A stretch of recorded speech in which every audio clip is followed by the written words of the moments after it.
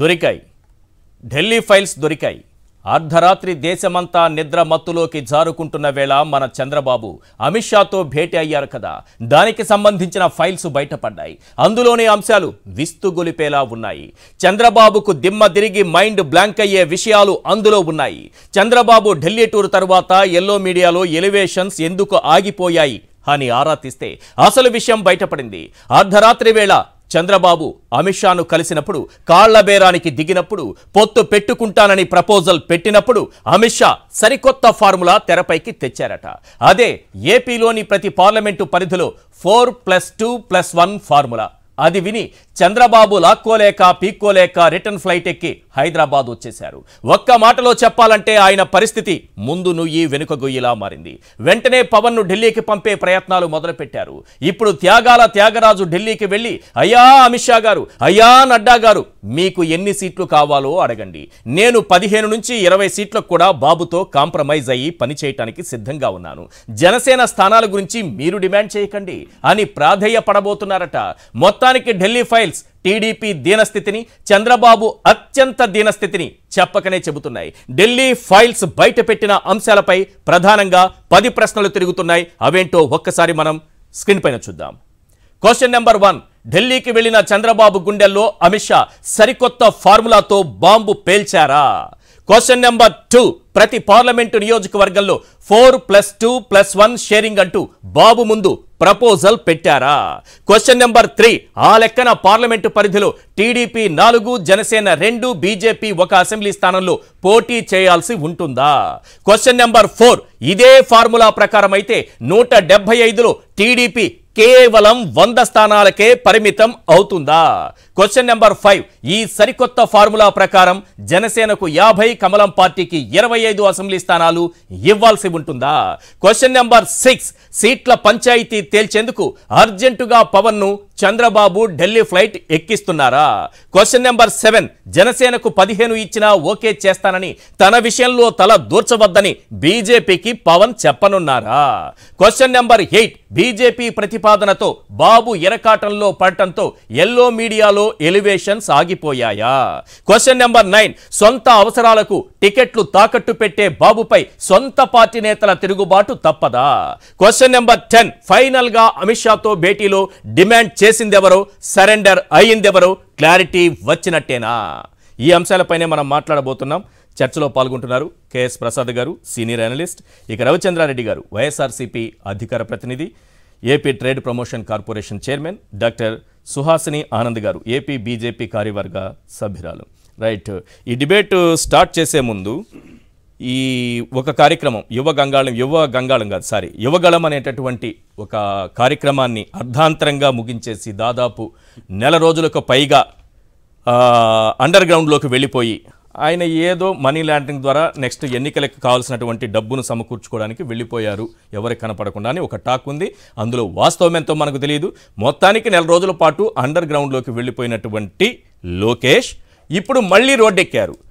ఇప్పుడు కొత్త కార్యక్రమాన్ని ప్రారంభించారు. ఇంతవరకు తిరగనటువంటి నియోజకవర్గాల్లో ఆయన తిరుగుతారట. ఆయన ప్రారంభించిన కార్యక్రమం పేరు శంఖారావం. ఈ శంఖారావం ద్వారా ఆయన ఏం చేయాలనుకుంటున్నారంటే ఇప్పటి వరకు మిగిలిపోయిన నియోజకవర్గాల్లో పర్యటిస్తారట. సేమ్ ఆ యువగళంలో ఏం మాట్లాడారో అవే ఇక్కడ కూడా మాట్లాడుతున్నారు. ఇది ఈ శంఖారావంలో కూడా ఆయన ఏమంటున్నారంటే మేమొస్తే ఏటా డిఎస్సి వేస్తారట. ఇప్పుడు డిఎస్సి 6,000కు పైగా టీచర్ పోస్టులు భర్తీ చేస్తోంది కదా రాష్ట్ర ప్రభుత్వం. అందువల్ల మేము వస్తే ఏటా డిఎస్సి వేస్తాము అని చెప్తున్నారు. ఈ ప్రభుత్వం డిఎస్సిలో ఇప్పటి వరకు ఏమీ ఫిల్ చేయలేదని కూడా చెప్పారు. ఆ వాస్తవాలు ఏంటో చెప్పుకుందాం. కానీ మేము వస్తే ఏటా డిఎస్సి వేస్తామని చెప్పేటటువంటి అర్హత, అందులో శంఖారావం కార్యక్రమం నుంచి చెప్పే అర్హత ఈ లోకేష్ గారికి ఉందా? ఒకసారి వాళ్ళ నాన్నగారు పెట్టినటువంటి మేనిఫెస్టో 2014ది ఒకసారి ఆ మేనిఫెస్టోని చూపించండి. ఇది ఇందులో చాలా క్లియర్గా ఒక చోట కనిపిస్తుంది మనకి. ఇది ఒకటి. నెక్స్ట్ వస్తుంది చూడండి. ఖాళీగా ఉన్న అన్ని ఉపాధ్యాయ పోస్టుల భర్తీ ప్రతి సంవత్సరం డిఎస్సి నిర్వహిస్తాం. ఎస్, ఇప్పుడు చూడండి. ఇది 2014 నాటి చంద్రబాబు మేనిఫెస్టో. దాంట్లో రాసినటువంటి అంశం ఖాళీగా ఉన్న అన్ని ఉపాధ్యాయ పోస్టుల భర్తీ ప్రతి సంవత్సరం డిఎస్సి నిర్వహిస్తాం. మరి నిర్వహించారా? ఎందుకు ఈ అబద్ధాలు లోకేష్ గారు? శంఖారావం కార్యక్రమం ద్వారా మీరు చెప్పేటటువంటి అబద్ధాలు ఇవి. ఎక్కడ నిర్వహించారు? ఎప్పుడు నిర్వహించారు? ఉపాధ్యాయ పోస్టులు భర్తీ చేశారా మీరు? మీ నాన్నగారిని అడగండి, షర్టు పట్టుకుని నిలదీయండి. ఇంకా ఏం చెప్తున్నారు? ఇంకా ఈ ఆయన ఇచ్చిన 6 హామీలు 6 ఏవో వచ్చాయి, సూపర్ 6, అందులో మహిళలకు ఏదో ఉచిత బస్సు ప్రయాణం అట. మరి ఇందులో క్లియర్గా కనిపిస్తోంది ఇంటర్మీడియట్ వరకు ఉచిత బస్సు పాస్ సౌకర్యాన్ని కల్పిస్తామని. అక్కడ చూడండి, మీ నాన్నగారు ఇచ్చినటువంటి మేనిఫెస్టో. అది ఎక్కడ మీ వెబ్సైట్లో కనిపించదు. కరకట్ట దగ్గర అక్కడికి వెళ్ళి తవ్వి తీస్తే కరకట్ట కింద దొరికినటువంటి మేనిఫెస్టో ఇది. ఇంటర్మీడియట్ వరకు ఉచిత బస్సు పాస్ సౌకర్యం కల్పిస్తాం. మరి అప్పుడు ఎందుకు కల్పించలేదు? ఇప్పుడు మీరు వస్తే ఉచిత బస్సు సౌకర్యం కల్పిస్తారంటే ప్రజలు నమ్ముతారా? దాని కిందనే ఉంది, ప్రతి సంవత్సరం రిక్రూట్మెంట్ క్యాలెండర్ ప్రకటింపజేసి నిర్ణీత సమయాలలో ఉద్యోగ నియామకాలు జరిగే విధంగా చర్యలు తీసుకుంటాం. రైట్, ఇంకా ఉన్నాయి చూడండి. నెక్స్ట్ ఇంకొకటి ప్లే చేయండి. చాలా ఉన్నాయి. ఇప్పుడేదో బాబు షూరిటీ అంట, భవిష్యత్తు గ్యారంటీ అంట, 15,000 ఇస్తారంట. ఆడబిడ్డకేమో 18 సంవత్సరాలు పైబడి 60 సంవత్సరాలు ఉంటే 15,000 ఇస్తారట. అక్కడ ఏం సార్ అది? ఏంటది? పుట్టిన ఆడబిడ్డ పేరుతో మహాలక్ష్మి పథకం కింద అర్హులైన కుటుంబాలకు 30,000 బ్యాంకులో డిపాజిట్ చేసి యుక్త వయసు వచ్చే నాటికి 2 లక్షలు అందజేస్తారు. ఎప్పుడు ఇచ్చారు? ఇచ్చారా? ఒక్క ఆడబిడ్డకైనా ఇచ్చారా? పండంటి బిడ్డ పథకం ద్వారా పేద గర్భిణీ స్త్రీలకు ఆరోగ్యం పౌష్టికాహారం కోసం 10,000 అందజేస్తామన్నారు. ఒక్కరికైనా ఇచ్చారా? పేద మహిళలకు స్మార్ట్ సెల్ ఫోన్లు ఉచితంగా ఇస్తారట. సంవత్సరానికి ఒక కుటుంబానికి 12 వంట గ్యాస్ సిలిండర్లు, ఒక్కో సిలిండరు 100 రూపాయల సబ్సిడీతో ఆధార్ కార్డుతో సంబంధం లేకుండా ఇస్తారట. ఆధార్ కార్డుతో సంబంధం లేకుండా సరఫరా మరి చేయలేదు ఎందుకు? ఇప్పుడేమో ప్రతి ఇంటికి ఉచితంగా 3 గ్యాస్ సిలిండర్లు ఇస్తారా? నోటికొచ్చిన అబద్ధాలు. మీరు వెళ్ళి మీ నాన్నగారిని అడగండి, ఆయన షర్టు పట్టుకుని నిలదీయండి. శంఖారావంలో నేను ఇన్ని అబద్ధాలు ఎందుకు చెప్పాల్సి వస్తోంది? ఆ రోజు 2014లో మనం ఇచ్చినటువంటి హామీలు ఎందుకు అమలు చేయలేదు నాన్నారు అని అడగాల్సినటువంటి అవసరం ఉంది లోకేష్ గారు. ఎస్, కేఎస్ ప్రసాద్ గారు, ఈ శంఖారావం కార్యక్రమం గురించి ఏం చెప్తారు? అన్ని పచ్చి అబద్ధాలు, నోరు తెరిస్తే అబద్ధాలు. ఎందుకంటే ఆధారాలతో సహా నేను చూపిస్తాను సార్. ఎందుకు చెప్తున్నానంటే, ఇది ఆధారాలతో సహా ఎందుకు చూపిస్తానంటే ప్రజలకు అర్థం కావాలని. ముందుగా సాక్షి ప్రేక్షకులకు నమస్కారం, అలాగే ప్యానల్లో ఉన్న పెద్దలకి మీకు కూడా నమస్తే అండి. ఇవేవో శంఖారామమా, రామారావు గారు తెలుగు భాష కోసం పరితపించి ఆయన కుటుంబంలో జన్మనిచ్చిన అందరిలోకి ఆయనకి జూనియర్ ఎన్టీఆర్కి తప్ప తెలుగు భాష మీద అవగాహన కానీ నోరు తిరగడం కానీ ఎవరికీ ఉండదు. అది వాళ్ళు చేసుకున్న అదృష్టం ఏదో మనకు తెలియదు. కానీ సార్, ఈ శంఖారావం పేరు పెట్టి మన జీవితాలతో ఆడుకుంటూ ఇవన్నీ అబద్ధాలు ఎప్పటి నుంచో చెప్తూనే ఉన్నారు. అవి వాస్తవ రూపం దాల్చలేదు. ఇంతకన్నా ఇవాళ దౌర్భాగ్యం ఏంటంటే, మేము అధికారంలోకి రాగానే వైజాగ్ స్టీల్ ప్లాంట్ కొంటామంటున్నాడు. అవును, ఇది ఇంతకన్నా కామెడీ, దీనికన్నా హైట్స్ ఇంకోటి ఉండదు. పార్లమెంట్లో ఒక అమెండ్మెంట్ ఉంది సార్, ఒకసారి మేడం ఉన్నారు, ఆవిడ ఖచ్చితంగా అథెంటికేటివ్గా చెప్తారు కూడా. ఓకే, ఎందుకంటే వాళ్ళ పార్టీ తీసుకున్న స్టాండ్. మీకు చేతనైతే మీ స్టేట్లో ఉన్న ఉదాహరణకి షుగర్ ఫ్యాక్టరీలు, లేదంటే కొన్ని పరిశ్రమలు కుదేలై ఉంటాయి కదా, పాడి పరిశ్రమలు, ఇలాంటివి, వాటిని రీవ్యాంప్ చేసుకోవడానికి మీ దగ్గర ఏమైనా కార్యక్రమాలు ఉంటే అవి చేసుకోండి. కానీ జాతీయ విధానంలో డిజిన్వెస్ట్మెంట్ స్కీమ్లో మేము డిక్లేర్ చేసుకున్న వాటిలో స్టేట్స్కి ఎట్లాంటి రోలు ఉండదు. ఓకే, గతంలో మీకు జ్ఞాపకం ఉందా? వైజాగ్ స్టీల్ ప్లాంట్ కోసం బిడ్ వేస్తాం, తెలంగాణ నుంచి వేద్దామని కూడా వచ్చారు. ఎక్కడ మన బొగ్గు కర్మాగారం త్రూగా చేద్దాం అన్న దగ్గర ఎక్కడైతే ఎలాంటి అప్రహెన్షన్స్ ఉన్నాయో, అంటే వీళ్ళని ప్రజల్ని ఈ రోజుకి కూడా అభూత కల్పనలోనూ వాస్తవాలకు దూరంగా, అందుకే తండ్రి గారు చేసిన రాజకీయాల్లో ప్రాథమిక అవగాహన కూడా లేని ఒక దౌర్భాగ్య స్థితిలో రాజకీయాలు చేసేద్దామని తగుదనమ్మా అని ఎగేసుకుని వస్తే ఇలాగే ఉంటుంది. మీకు విషయం చెప్తాను. గతంలో BIFRకి రిఫర్ చేసినప్పుడు వైజాగ్ స్టీల్ ప్లాంట్ విషయంలో ఒక డెలిగేషన్ తీసుకెళ్ళి ఆనాటి మహానుభావుడు వాజ్పేయి గారు, దీనికి ప్రాబ్లం ఒకటి ఉంటే ఇంకో ప్రాబ్లంతో వస్తారంటే దీనికి ముడిసరుకు ప్రాబ్లం అని చెప్పి OMDCతో అనుసంధానించి ముడిసరుకు ఇచ్చిన ఉదంతంలో ఇప్పటికీ అదే ముడిసరుకు మీద అప్రహెన్షన్స్ ఉన్నాయి. సో వాటి మీద సొల్యూషన్ ప్రాస్పెక్టివ్లో మాట్లాడతారేమో చూస్తే, పేదలు కొట్టేయడానికి రాష్ట్ర ప్రభుత్వం ఏదో ప్లాన్ వేస్తోంది అని అంటున్నారు లోకేష్ గారు. సార్, నేను ఆ స్టీల్ ప్లాంట్కి ఆడిటర్గా పనిచేశాను సార్. సో దానికి నాకు అణువణువు తెలుసు దాని గురించి. ఈ కార్డులు ఇచ్చిన వాళ్ళకి ఎప్పటికీ న్యాయం జరగక 75 సంవత్సరాలు ఈ స్వతంత్రంలో, అది ఎప్పుడో మహానుభావుడు మా చలపతిరావు గారు ఇలాంటి మహనీయుల ప్రాణత్యాగాలతో జరిగే, అమృతరావు గారు ప్రాణత్యాగాలతోనూ 33 పైచిలక ప్రాణాలు అర్పిస్తే ఏర్పడిన స్టీల్ ప్లాంట్ జాతీయ హోదా, జాతీయ ప్రాజెక్ట్. ఇది ఉన్న రత్నాల్లో ఒక రత్నం. అది దాని గురించి ఏ అవగాహన లేకుండా ఇది స్టేట్ పరిధిలో వైజాగ్లో ఉందన్న మాత్రాన ఏది పడితే అది మాట్లాడి అవగాహన రాహిత్యంతో చేస్తున్న విన్యాసాలకి ఇవాళ 34,000 కోట్ల పైచీలకు డివిడెండ్ రూపంలో దాని మూలధనానికి ఎన్ని రెట్లు వెనక్కి ఇచ్చిందో అందరికీ తెలిసిన విషయంలో, కేవలం ఎక్స్పాన్షన్ అన్న దాంట్లో, అదేనండి, కేవలం ఎక్స్పాన్షన్ అన్న దాంట్లో వచ్చిన ఫ్యాబ్రికేటెడ్ లాసెస్తో ఇవాళ డిజిన్వెస్ట్మెంట్ స్కీమ్లో కేంద్ర ప్రభుత్వ విధానంలో ఉన్న 100 కంపెనీల్లో దీని నెంబర్ ఇంకా రాలేదు. ఓకే, ప్రజెంట్ దాని మీద నిరంతరం స్ట్రైకులు జరుగుతున్నాయి. అది కాదు నేను ఈ విషయంలో చెప్పవలసింది ఏంటంటే, సార్ అవగాహన రాజ్యంలో ఆనాటి తండ్రి ఈనాటి కొడుకు ఇచ్చిన దిక్కుమాల వాగ్దానాలకి ఎక్కడ ఉన్నాయో వాళ్ళ మేనిఫెస్టోలు కూడా ఎత్తుకోవాల్సిన పరిస్థితి వస్తుంది. మీరు ఆ కరకట్ట కింద తవ్వకాల్లో పురావస్తు శాస్త్రంలో దొరికిన ఆయుధాన్ని కింద తీసుకొచ్చి మాకు చెప్తుంటే ఎంతసేపు అభూత కల్పనలు అబద్ధాల పునాదుల మీద కేవలం అధికారమే పర్వదాలు. సింగిల్ పాయింట్ ఎజెండా ఏంటి చెప్పండి? అధికారం దిగిపోవాలి, అంతే. ఇదేదో ఒక పాలన, మేమే అధికారంలోకి రావాలి. ఎందుకంటే వాడు మంగమ్మ శపథం చేశాడు ముఖ్యమంత్రిగానే కాలు పెడతానని. ఇంకో అతను ఏంటి 151 సీట్లు గెలిచినవాడిని కాదని ప్రభుత్వం నాకు బట్ట కట్టాలని చెప్పి లోపలికి వెళ్ళిపోవాలి ఎలాగైనా తాపత్రయం. దానికి ఏంటి ఆల్రెడీ పొత్తులోని బీజేపీతో అవుతుందా అవదా, అర్ధరాత్రి వాళ్ళ దగ్గర ఉన్న ఓ బోగని బ్యాచ్తో డిస్కషన్స్లో నీ వెళ్తా అయితే అవుదా, వాళ్ళ తెలుగుదేశంతో అవుతున్న దగ్గర మీరు ఒక్కటి గమనించట్లేదు ఈ పొత్తులు దాని ఆవశ్యకతలో. జనసేన బీజేపీ, జనసేన తెలుగుదేశం, ఇప్పుడు జనసేన తెలుగుదేశంతో బీజేపీ. ఈ జనసేన అన్నదే కామన్, కానీ ఇందులో బీజేపీ ఉందా లేదా అన్నది మాత్రం లేదు.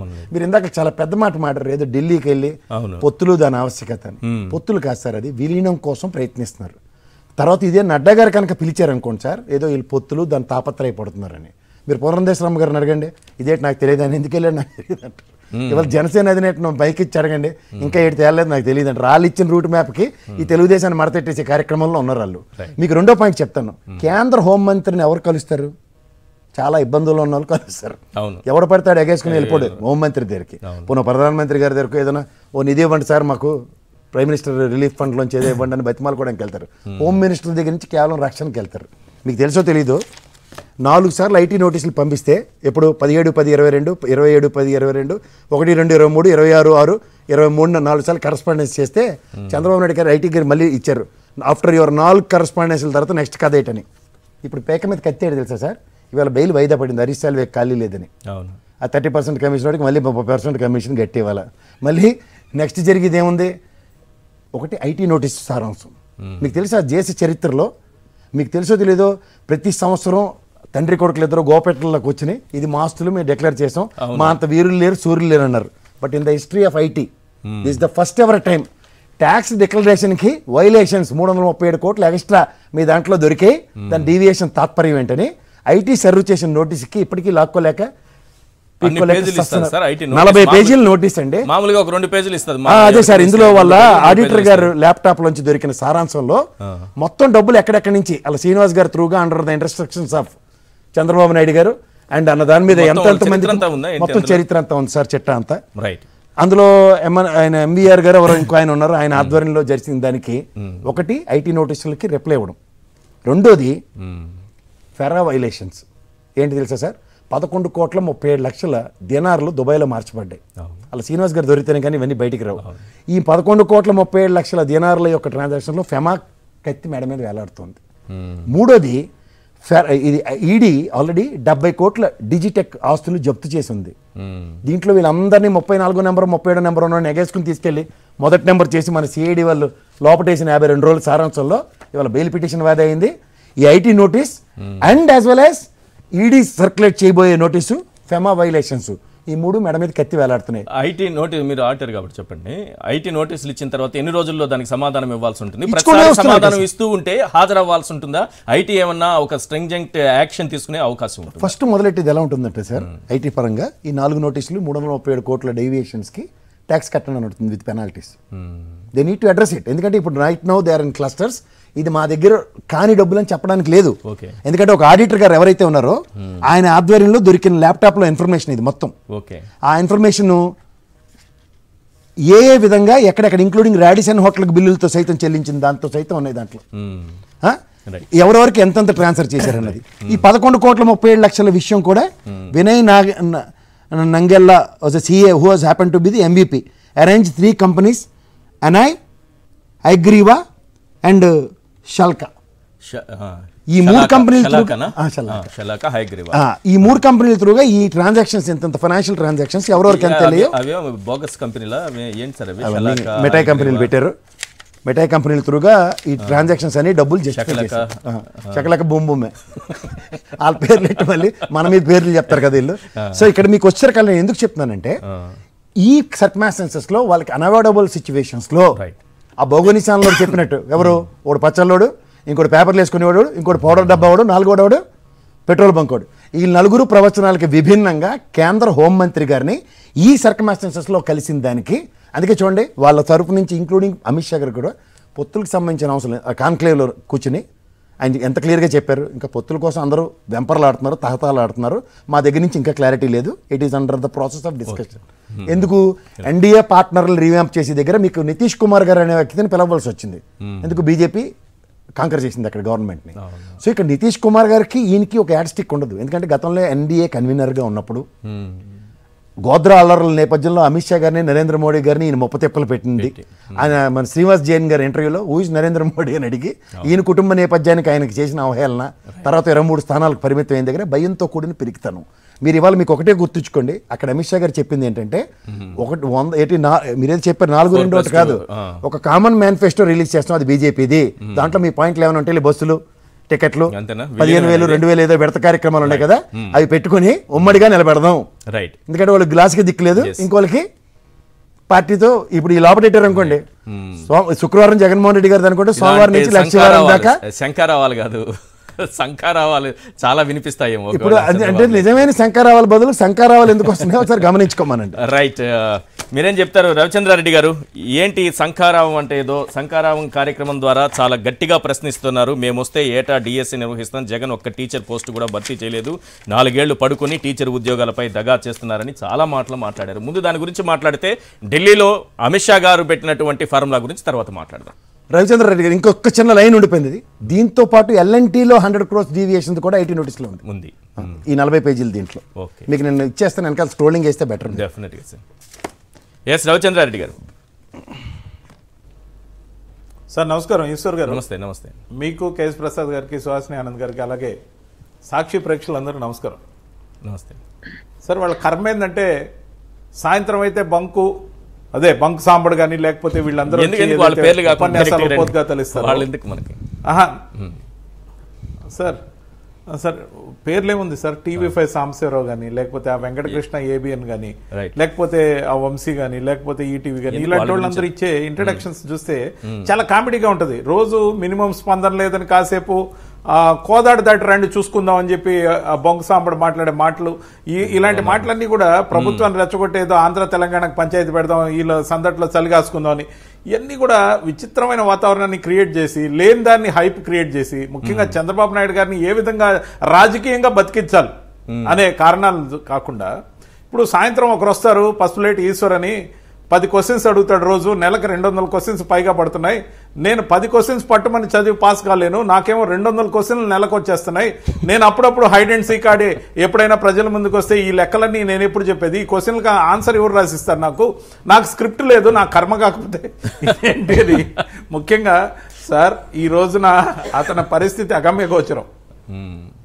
ఒక సైడ్ పదాలు పలకలేక బాధ, ఒక సైడ్ ఈ లెక్కలేంది, ఈ క్వశ్చన్స్ ఏంది, ముఖ్యంగా మా నాన్న నన్ను ఇరికిచ్చేశాడు, ఈ ముసలోడు నన్ను ఇరికిచ్చింది. ఎలా ఇరికిచ్చాడంటే అసలు ఆ మేనిఫెస్టోలో గతంలో రాసిని ఎక్కడ దాచి తెచ్చాడో గానీ, అది ఎక్కడ పాతి పెట్టాడో గానీ, దాంట్లో ఇవన్నీ చెప్పున్నాడని నాకు చెప్పాలి కదా. ఇప్పుడేమో నేను సూపర్ 6 అన్నా, వాటిలో అండర్లైన్ చేసి మీరు క్వశ్చన్ చేస్తుంటే నేను బౌండరీకే బాహర్ అయిపోయా, నన్ను ఈడ్చి తన్నేటట్టున్నారు, రేపటి నుంచి నేను ఏ వంక పెట్టుకొని జనంలోకి పోవాలి, ఎలా, నేనేమో రెడ్ బుక్ తీసుకుంటే రెడ్ బుక్ దాచిపెట్టారు, అసలు నాకు నోట్ బుక్కే అవసరం లేదనుకున్నప్పుడు రెడ్ బుక్ ఒకటి పెట్టుకుని తిరిగా, ఇప్పుడు నోట్ బుక్ పెట్టి రోజు ఈ క్వశ్చన్లు ఆన్సర్లు ఎప్పుడు రాసుకోవాలి నేను, నా వల్ల కాదు స్వామి ఇదంతా కూడా అని చెప్పి మళ్ళీ హైడ్ అండ్ సీక్, మళ్ళీ ఒక 4 రోజులు సన్యాసం తీసుకుంటాడేమో అర్థం కాని పరిస్థితి. ఇంకొక వైపు పొత్తు శరణం గచ్చామి అని చెప్పి చంద్రబాబు నాయుడు గారు ఏదైతే పాపం ఢిల్లీ పర్యటనతో మురిసిపోయాడు, అక్కడి నుంచి వచ్చిన తర్వాత మాసి మరగడైపోయాడు. ముఖ్యంగా ఈ రోజున చంద్రబాబు నాయుడు గారి పరిస్థితి ఏంటంటే అక్కడ ఏం జరిగింది అనేది చెప్పుకోలేని పరిస్థితి. కనీసం 4 ఫోటోలు కూడా ఆ ఎల్లో మీడియాలో కూడా రాలేదంటే వాళ్ళ కర్మకి అది పరాకాష్ట. ముఖ్యంగా లేనిపోని హైప్ అంతా క్రియేట్ చేసి రండి మాట్లాడుకుందాం అని పిలిచారట. ఏం మాట్లాడుకోవాలి వీళ్ళతో? మీ పార్టీ విలీనం చేస్తారా, మీరు జైల్లో కాలక్షేపం చేస్తారా, మీరు జైల్లో ఇన్ని సంవత్సరాలు ఉండబోతున్నారు, మీ పరిస్థితి ఏంటి, భవిష్యత్తు ఏంటి, మీ భవిష్యత్తుకు లేదు గ్యారంటీ, మీరు ఆంధ్రాలో చెప్తూ తిరుగుతున్నారంట జనంకి మీరు ఇస్తున్నారని గ్యారంటీ అంటే మాది అని చెప్పి భయపిచ్చారు సార్ ఆయన. సో ముఖ్యంగా ఖచ్చితంగా కూడా ఆంధ్రప్రదేశ్లో ఉన్న పరిస్థితి ఈ అగమ్య గోచరంకి సంబంధించి, కలగోర కంపుకి సంబంధించి, ఈ పొత్తు పేరుతో వేసే విన్యాసాల గురించి, ముఖ్యంగా చాలా మంచి పాయింట్. త్యాగధనుడు, త్యాగరాజు, అపర త్యాగరాజు. సినిమాల్లో కూడా అంత త్యాగం ఉండదేమో, ఖచ్చితంగా అతను చేసే త్యాగం అపరిమితం. బానిసత్వానికి పరాకష్ట. కాపుల ఆత్మగౌరవాన్ని చంద్రబాబు నాయుడు గారి పాదాలు చెంతబెట్టి సినిమా కథానాయకుడిగా ఆయన ఏదైతే చేస్తున్నాడు. సార్ చెప్పండి. ఎస్, పొత్తుల గురించి కూడా వస్తాము. మంచి పాయింట్స్ ఉన్నాయి, దాని గురించి డీటెయిల్గా మీరు విశ్లేషించాల్సిన అవసరం ఉంది. ఒకసారి సుహాసిని గారితో మాట్లాడిన తర్వాత ఈ శంఖారావం గురించి, ఈ పొత్తుల విషయంలోకి వద్దాం. మేడం, మీరేం చెప్తారు? లోకేష్ శంఖారావం నేను పలుకుతున్నాను స్పష్టంగా, ఎందుకంటే దాన్ని మళ్ళీ పలకడం కూడా నాకు ఇష్టం లేదు.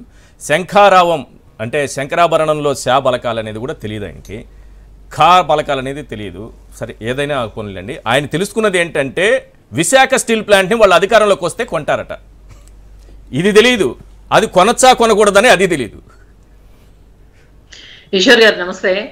ప్రసాద్ గారికి, రవిచంద్రారెడ్డి గారికి, సాక్షి టీవీ ప్రేక్షకులందరికీ నమస్కారం.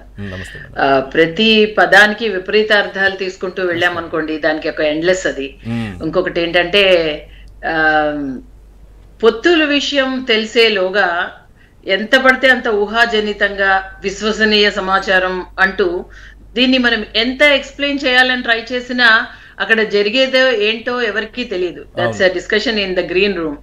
సో ఇక్కడ ఏంటంటే ఏది ఏమైనా కొంచెం పొత్తు అనేసరికి, అలయన్స్ అనేసరికి అన్ని పార్టీల్లోనూ కలవరంగానే ఉంటుంది. అది బెనిఫిట్ ఉన్నా సరే, ఎందుకంటే భారతీయ జనతా పార్టీలో రీసెంట్ గా 175 నియోజకవర్గాల్లో అందరూ ఒక్కొక్క నియోజకవర్గంలో 15 మంది చొప్పున 2000 పైచిలకు అందరూ కూడా కంటెస్ట్ చేయడానికి ఉత్సాహం చూపించారు ఈ మధ్య త్రిసభ్య కమిటీ కూడా. సో మరి ఏ లెక్క టీడీపీలోనూ ఉంటారు, అలాంటప్పుడు జనసేనలోనూ ఉంటారు. సో 175 నియోజకవర్గాల్లో ఆస్పిరెంట్స్ ఎవరున్నారని చూస్తున్నారా? అంటే అందరూ పోటీ చెయ్యని పరిస్థితి ఉంటుంది కదా అలయన్స్ అయితే. సో ఇవన్నీ ఉంటాయి, ఇఫ్స్ అండ్ బట్స్ చాలా ఉంటాయి. దీనిని బట్టి ఇప్పుడు ఇలా మాట్లాడడం అన్నది ఎంతవరకు కరెక్ట్ అని. ఇప్పుడు స్టీల్ ప్లాంట్ ఇదేంటంటే దీని మీద అండి చాలా డక్క మొక్కలు తినింది భారతీయ జనతా పార్టీ 10 సంవత్సరాల్లో. విపరీతమైన దుష్ప్రచారం. ఏదైతే కేంద్ర ప్రభుత్వంలో భారతీయ జనతా పార్టీ చాలా స్టడీగా, స్టేబుల్ గా తన అన్నదాని పైన ఉంది. అండ్ ఇక్కడ ఎంత రాజకీయాలు చేస్తూ ఉన్నా కేంద్రం నుంచి ప్రతి శాఖకి సంబంధించిన మంత్రులు రావడం, వారి స్టేట్మెంట్స్ ఇక్కడ ఇవ్వడం, ఎంతవరకు మేము ఇచ్చిన హామీలు కానీ, మేము చేస్తున్న ఇక్కడ జాతీయ సంస్థలు కానీ, ప్రాజెక్ట్స్ కానీ ఎంతవరకు జరిగింది, దేనికి ఎందుకు జరగలేదు అని దానికోసం స్టీల్ ప్లాంట్ మీరు అమ్మేస్తారా, లోకేష్ నాయుడు గారు కొనేస్తారా, అది కావాలి. ఇప్పుడు ఇదేంటంటే ఇప్పుడు పిఎస్యూస్, పబ్లిక్ సెక్టర్ అండర్టేకింగ్స్, ఇంకంతే ఎల్ఐసి, బిఎస్ఎన్ఎల్ అమ్మేస్తున్నారు, ఇంకా తెగనమ్మేస్తున్నారు అని మనం చూసాం. ఎంత దుష్ప్రచారం జరిగింది. దానికి దీటుగా ఒక్క రోజు క్రితం మనకి రాజ్యసభలో మోదీ గారు క్లియర్ కట్ సమాధానం చెప్పడం జరిగిందండి. పబ్లిక్ సెక్టర్ అండర్టేకింగ్స్ 2014లో 9 లక్షల కోట్లు లాభాల్లో ఉంటే ఈ రోజు 2024లో 75 లక్షల కోట్ల లాభాల్లో ఉంది. అండ్ అదే ఎల్ఐసి షేర్స్, అదే పిఎస్యూ షేర్స్, అదే బిఎస్ఎన్ఎల్ అన్ని కూడా రికార్డ్ రేంజ్ లో షేర్ మార్కెట్ లో అవి గతంలో ప్రభుత్వం చెప్పింది మేడం, క్లారిటీ ఇస్తాను, మీరే క్లారిటీగా చెప్పండి. గతంలో కేంద్ర ప్రభుత్వం చెప్పింది ఏంటంటే ఇక్కడ లాభ నష్టాలతో పని లేదు, స్ట్రాటజిక్ డిస్ఇన్వెస్ట్మెంట్, ఇది మా విధానం. మేము ఇక్కడ వ్యాపారాలు చేయటానికి లేము, పరిపాలన చేయటానికి ఉన్నాము, అందులో భాగమే ఇదని చెప్పారు. టెండర్స్ వరకు కూడా వెళ్ళిపోయాయి కదా ఆల్మోస్ట్, దానికి ఒక కమిటీ కూడా వేశారు కదా. నో అవన్నీ ఏమండి, ఎక్స్ప్రెషన్ ఆఫ్ ఇంట్రెస్ట్ అన్నదే పాస్ చేయకుండా ఇవన్నీ టెండర్స్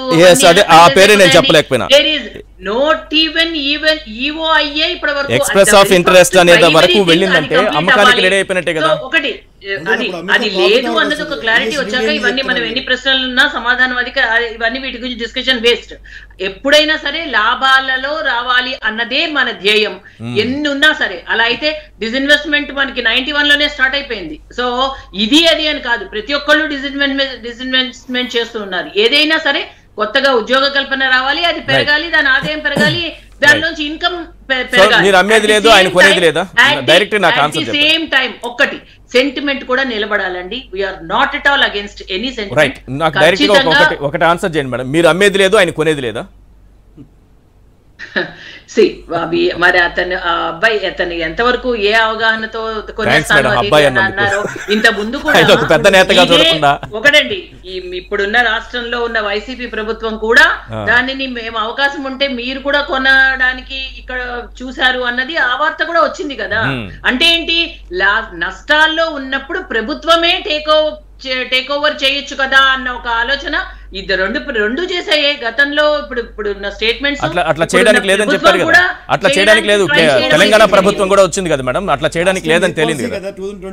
తేలింది, కరెక్ట్. అదే అంటున్నా. మరి ఇప్పటికి మేము కొంటామని ఎట్లా అంటారు, లోకేష్ ఎట్లా అంటారు? పొత్తు కూడా ఎగలబడుతున్నారు కదా మీతోను. ఇద్దరు పొత్తు కుదిరితే మీరు అమ్మేస్తే ఆయన కొంటారట, పొత్తు కుదుర్చుకుంటే. అది కదా అది ఎంత విడ్డూరంగా ఉంది అంటే క్లియర్ గా అమిత్ షా గారు చెప్పారు, ఇదేమి కొత్త కాదు. టీడీపీతో బీజేపీ సేల్ చేయడం 2014లో ఏ అంశాలు అయితే ఉన్నాయో అవే అంశాలు 2019లో ఉన్నాయి, అవే అంశాలు 2024లో కూడా అవే అంశాలు కంటిన్యూ అవుతాయి. మేమేం వెళ్ళిపోమని లేదు టీడీపీని. సో ఎప్పుడైతే వారు మళ్ళీ పొత్తు కోసం ఈ డిస్కషన్స్ అనేది జరుగుతున్నాయో, నిజంగా కూడా అమిత్ షా గారు ఇచ్చిన స్టేట్మెంట్స్ బట్టి anything may happen. Because it's not family planning అనేది ఒక పార్టీలో ఉండదు. ఎందుకంటే ఒక రాజకీయ పార్టీలో ఎంత మంది వచ్చినా అందరినీ కలుపుకెళ్ళడమే మా ధ్యేయం. ఇప్పుడు నాకున్న సమాచారం ఏంటంటే మేడం, గత ప్రభుత్వంలో ఉన్నత పదవిలో ఉన్నటువంటి ప్రస్తుతం మీ పార్టీలో ఉన్నటువంటి నాయకులు కూడా చెబుతున్నారు, పేర్లు వదిలేండి, 4+2+1 షేరింగ్ ఇలాంటి ప్రతిపాదన వచ్చిందని అంటున్నారు. నేను కూడా అది కూడా ఖచ్చితంగా నేను చెప్పట్లేదు, ఎందుకంటే మీకు ఎక్కడదా సమాచారం ఉంటే నేను చెప్పలేని పరిస్థితే ఉంటుంది. ఇలాంటి టాక్ అయితే నడుస్తోంది.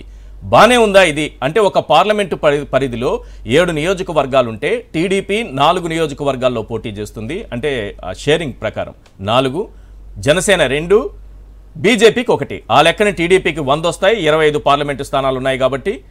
ఇటు చూస్తే జనసేనకి 50 వస్తాయి, మీకేమో ఒక 25 వస్తాయి, 175 స్థానాలు సరిపోతుంది. ఈ ఫార్ములా బాగానే ఉందా? దీనికి చంద్రబాబు అంగీకరించే అవకాశం ఉందా? పొత్తులో ఎవరికి వాళ్లే మాక్సిమం కావాలని ఆశిస్తారు కదండి, సహజం అది. వెదర్ ఇట్ ఈస్ 4:2:1 5:3:2 ఇదన్నీ కూడా వాళ్ళు ఏం డిసైడ్ చేస్తారు ఎవరికి తెలియదు ఈశ్వర్ గారు. ఇదంతా కూడా అందులో ఇప్పుడు ఏమన్నా మీకు ఏమైనా విశ్వసనీయ సమాచారం ఉందేమో కానీ మాకైతే విశ్వసనీయ సమాచారం పేరు చెప్పలేనటువంటి వ్యక్తుల ద్వారానే వచ్చింది. గత ప్రభుత్వంలో ఉన్నత పదవుల్లో ఉండి ప్రస్తుతం మీ పార్టీలో ఉన్న వాళ్ళు కూడా చెప్తున్నారు. అది పారాచూట్ బ్యాచ్ అయి ఉంటుంది. ఎవరైనా కానీ ఒకటి ఏమండి, అన్ని పార్టీలు 175 నియోజకవర్గాలకి పనులు చేసుకుంటూ వచ్చారు కదా 5 సంవత్సరాలుగా. మరి ఇక్కడికి వచ్చేసరికి పొత్తు అనేది ఎప్పుడైనా వచ్చిందంటే దానిలో చాలా అడ్జస్ట్మెంట్స్ ఉంటాయి. ఆ పొత్తు అవసరం మీద టీడీపీదా? ఆ లెక్కనైతే మీరు ఇంకా ఎక్కువ స్థానాలు అడగచ్చు కదా, ఒక 25తో సంతృప్తి పడతారా? ఏది ఈ ప్రస్తుతం ఉన్న రాష్ట్రంలో పరిస్థితుల్ని బట్టి అనే ఒకటి 2014 ఉన్న పరిస్థితి 2024లో లేదండి. సో ఇప్పుడు ఎవరు వచ్చారా, ఎవరు వెళ్ళారా, ఎవరు అవసరాలు ఎంతవరకు ఉన్నాయి, ఇవన్నీ బేస్ చేసుకుని విత్ హై లెవెల్ డిస్కషన్. నేను మళ్ళీ చెప్తున్నాను, ఇదేం అల్లాటప్పగా చేసే డిస్కషన్స్ కాదు. ఎందుకంటే గతంలో మేమైతే ఏ అంశాలు ఉన్నాయో అవే అంశాలు ఇప్పుడు లైవ్ లో ఉన్నాయి. అదే పట్టుకుంది కదా మొత్తం రాజకీయం జరుగుతోంది ఆంధ్రప్రదేశ్ లో. మరి అలయన్స్ అన్నది చాలా బిగ్ పాయింట్ అండి అది. సో అన్ని కూలంకుషంగా చర్చ చేసిన తర్వాతనే దేనికైనా ఒక డిసైడ్ అవ్వడం జరుగుతుంది. సో చాలా అడ్జస్ట్మెంట్స్ ఉంటాయి. పొత్తు అన్నది అంత ఈజీ కాదు కదా. సో అది ఫైనల్ అవుతుంది. ఇంకా ఎలాగూ 1 or 2 days లో ఏదో ఒక విషయం చెప్తుంది కాబట్టి మనం ఈ లోక ఎన్ని మాట్లాడుకున్నా పొత్తు అవసరం ఎవరికి? బీజేపీ పొత్తు పెట్టుకోవాలని చూస్తోందా? చంద్రబాబుకి అవసరం ఉందా? బీజేపీకి ఉందా? ఎవరి అపాయింట్మెంట్ తీసుకుని 25 సార్లు అడిగి మరీ అపాయింట్మెంట్ తీసుకుని వెళ్ళారు. చంద్రబాబు నాయుడు గారు 25 అటెంప్ట్స్ చేశారట, 25 సార్లు ట్రై చేశారట. ఆఖరికి ఎవరు అడిగినా ఇస్తారు కాబట్టి ఆ పద్ధతిలో ఇచ్చారు. ఇప్పుడు అవసరం అయింది కాబట్టి మీరు ఇలాంటి ఫార్ములా తీసుకొచ్చి టీడీపీని చేతిలోకి తీసుకునేటటువంటి అవకాశం ఉంటుంది మీకు. రెండోది విలీనం చేయమని అడిగినా అడగొచ్చు అనేసి ప్రసాద్ గారు అంటున్నారు. చంద్రబాబు నాయుడు గారు ఒక్కరే కాదండి, నెక్స్ట్ డే జగన్ గారు కూడా వెళ్ళారు కదా. మరి చంద్రబాబు నాయుడు గారు అరగంట మాడితే గంట పైన విలీనం చేస్తామని చెప్పడం హోంమంత్రితో అది ఎవరితో మాట్లాడారు బట్టి చంద్రబాబు ఎందుకు వెళ్ళారంటే ఏం చెప్తారు మీరు చెప్పండి? కాదు, చంద్రబాబు ఎందుకు వెళ్ళారంటే ఏం చెప్తారు చెప్పండి? కరెక్ట్ గా నేను అడుగుతున్నా. ఏం లేదు, మీ మనసులో ఉన్నదే చెప్పండి. చంద్రబాబు నాయుడు గారు అమిత్ షాతో ఎందుకు భేటీ అయ్యారు? రాష్ట్ర ప్రయోజనాల కోసం వెళ్ళారా? ఒక ముఖ్యమంత్రి హోదాలో వెళ్ళారా? ఒక ప్రతిపక్ష నాయకుడిగా రేపు ఎన్నికల్లో పొత్తు కోసం వెళ్ళారా? డైరెక్ట్ గా ఏదో ఒకటి చెప్పండి. మీరు ఏది చెప్పినా నేను యాక్సెప్ట్ చేస్తా. ముఖ్యమంత్రి హోదాలో వెళ్ళడానికి చంద్రబాబు నాయుడు గారికి ఇప్పుడు కాదు కదా, అయిపోయింది. ఆయన పొత్తు కోసమే వెళ్ళారు. పొత్తు కోసం హోంమంత్రి దగ్గరికి పొత్తు కోసమే డెఫినెట్లీ. ఇప్పుడు మరి ఎలక్షన్ పొత్తు కోసం కాబట్టి దేనికోసం వెళ్తారండి? మరి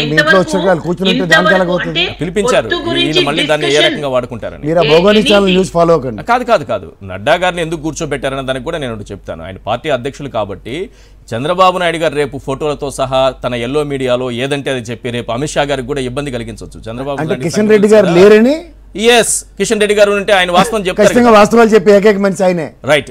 మీరేం చెప్తారు రవిచంద్రారెడ్డి గారు? ఏంటి ఈ ప్రపోజల్ బానే ఉందా? 4+2+1 సార్ ఇప్పుడు ఏదో సెక్యూరిటీ అనుకున్నాను సార్ ఇప్పుడు సుహాసిని ఆనంద్ గారు ఒక మాట అన్నారు, మేమంతా కూడా వేరు వేరు పార్టీలుగా 175 నియోజకవర్గాల్లో పనులు చేసుకుంటున్నాం, కానీ పొత్తు ధర్మంలో కొన్ని త్యాగాలు కానీ అడ్జస్ట్మెంట్లు కానీ ఉంటాయి అని చెప్పారు. మీరు ఒక బీజేపీగా 175 నియోజకవర్గాల్లో పల్లెకపోదామనో ఏదో కార్యక్రమంతో మీరు 175 నియోజకవర్గాల్లో ఏదో ఒక పని చేసుకోవచ్చాము, కానీ పాపం పవన్ కళ్యాణ్ 175 కాదు కదా, 75 కాదు కదా, 25 స్థానాల్లో కూడా పట్టుబని పని చేస్తున్న దాఖలాలు ఎక్కడా లేవు. మరి మీది చాలా 4+2+1 గాని అని ఉంటే 4+ సార్ అదే ఇప్పుడు ఆ లెక్కను చూస్తే జనసేనకేమో 50 వస్తాయి.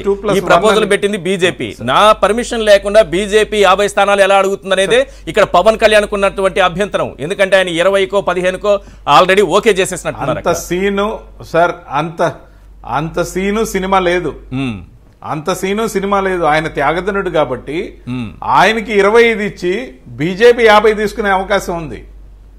ఎందుకుందంటే బీజేపీ పెద్దన్న పాత్రలో డిసైడింగ్ ఫ్యాక్టర్ గా కేంద్ర ప్రభుత్వంలో అధికారంలో ఉంది, మళ్లీ అధికారంలోకి వస్తుందని ఖచ్చితంగా కూడా బ్రహ్మాండంగా వేవ్ ఉందని చెప్పి వీళ్ళకున్న ఇన్ఫర్మేషన్. కాబట్టి ఖచ్చితంగా కూడా 100, 50, 25 సినిమా స్టార్ కి 25, అంతకుమించేం లేదు. వాళ్ళు ఎందుకు 50 కోరుకుంటున్నారంటే ఇది శాంపిల్ మాత్రమే, జస్ట్ శాంపిల్ మాత్రమే. ఇప్పుడు 8 ఎంపీ సీట్లు వాళ్ళు తీసుకుని 2 ఎంపీ సీట్లు పవన్ కళ్యాణ్కి ఇచ్చేటప్పుడు వాళ్ళు 25 తీసుకుని 50 ఎందుకు ఇస్తారు సార్ పవన్ కళ్యాణ్కి? అసలు పవన్ కళ్యాణ్ దగ్గర అభ్యర్థులు లేరు. సుహాసిని ఆనంద్ గారు చెప్తున్నట్టు బీజేపీ కోసం పోటీ చేయడానికి చాలా మంది జనసేనకి 7% దాకా ఉంది కదా సార్. ఓట్ షేర్ 7% వరకు జనసేనకు ఉంది, 0.8% బీజేపీకి ఉంది. అలాంటి బీజేపీకి 50 స్థానాలు ఇస్తారా సార్? అలాంటి ఇలాంటి అని కాదు. మీరు మణిపూర్ లో చూశారు, లేకపోతే మిజోరంలో చూశారు, లేకపోతే నేనే కోట్ చేస్తున్నా సుహాసిని గారికి బదులు వాళ్ళు మాయ చేయగలరు, త్రిపుర వాళ్ళు ఏదైనా చేయగలరు. కాబట్టి ఈ పొత్తు కోసం వెంపర్లాట.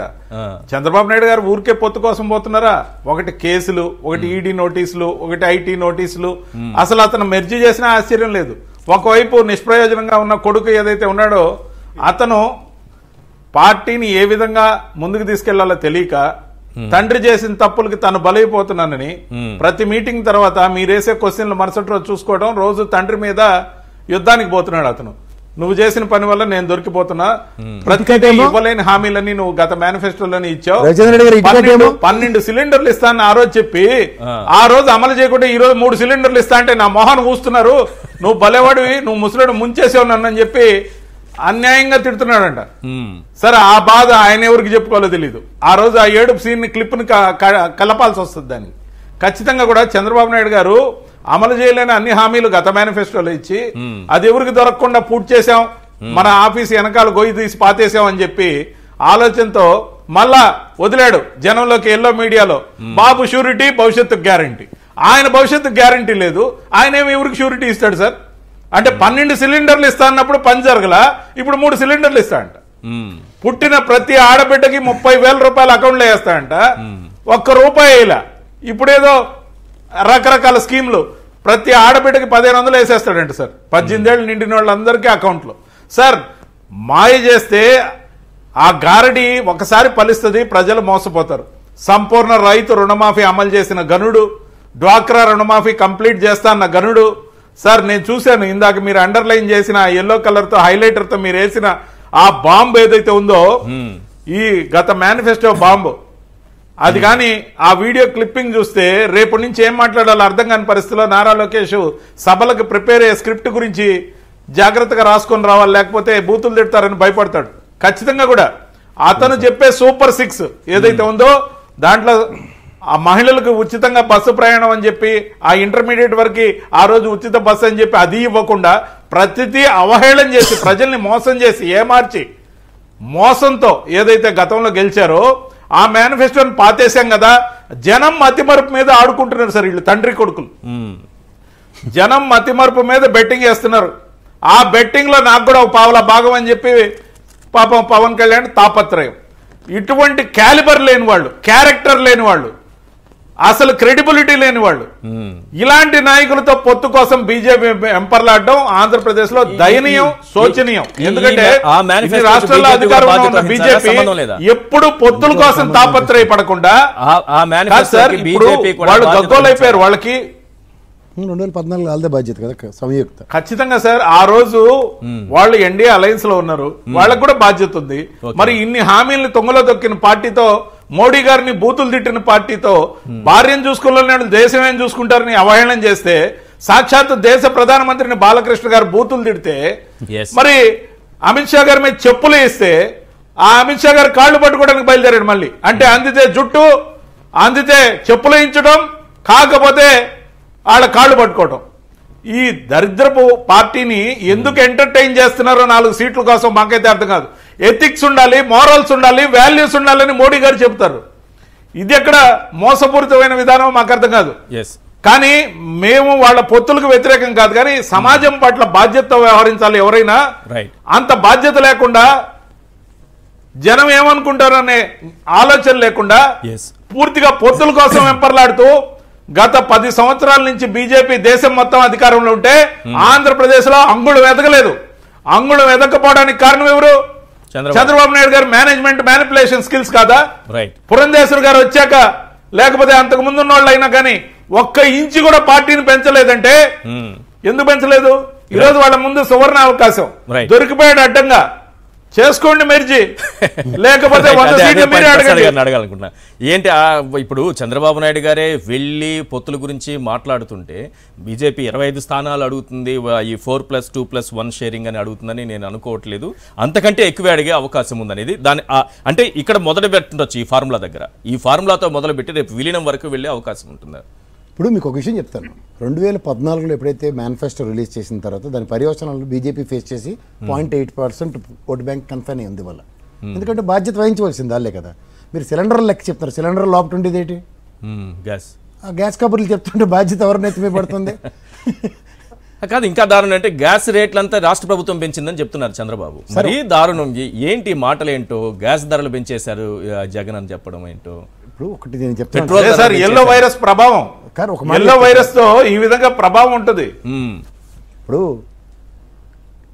మనకి ప్రజలకు అర్థమయ్యే భాషలో చెప్పాలంటే, పెట్రోలియం కంపెనీస్ ఏవైతే ఉన్నాయో, హిందుస్థాన్ పెట్రోలియం కానీ, ఐబీపీ కానీ, హెచ్పిసిఎల్ కానీ, ఈ 3 తీసుకుంటే ఈ 3 పబ్లిక్ సెక్టర్ అండర్టేకింగ్.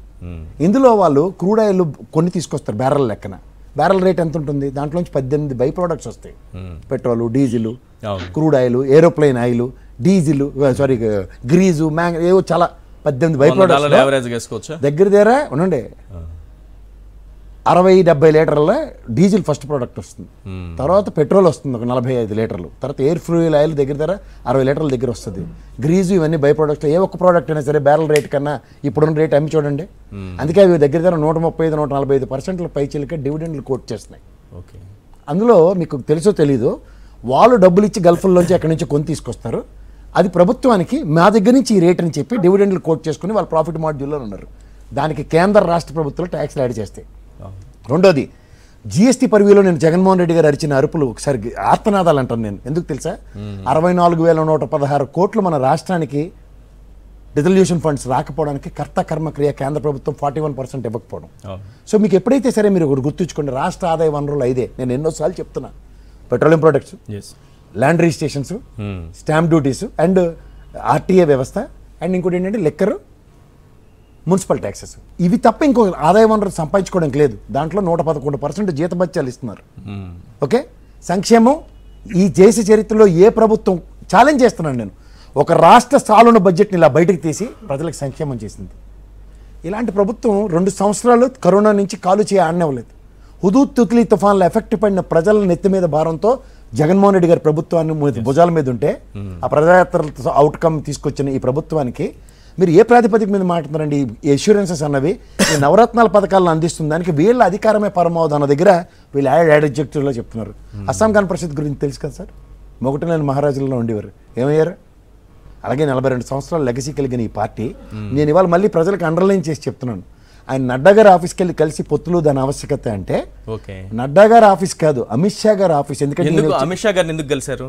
నడ్డా గారినే కలవాలి చెప్తున్నాను, మాటలు అవే కదా సార్. ఐటీ నోటీసులు ఇవన్నీ పేక మీద వేలాడుతున్నప్పుడు అప్పుడు వీళ్ళు విలేనిమా అడగచ్చు కదా. నేను అదంటున్నాను, 4+2+1 ఈ ఫార్ములాలు ఎందుకు ఎవరు చెప్పట్లేదు సార్. అవి వీళ్ళు పకోడీగలు బయట నుంచి చెప్తున్న ఫెయిలర్లు ఇవి. వాళ్ళు చెప్తుంది, అందుకే వాళ్ళు చెప్తున్న ఫస్ట్ కండిషన్ అమిత్ షా గారు చెప్పింది ఏంటంటే కామన్ మేనిఫెస్టో మీద వెళ్దాం, మాది బాధ్యత. That it self is an indication sir.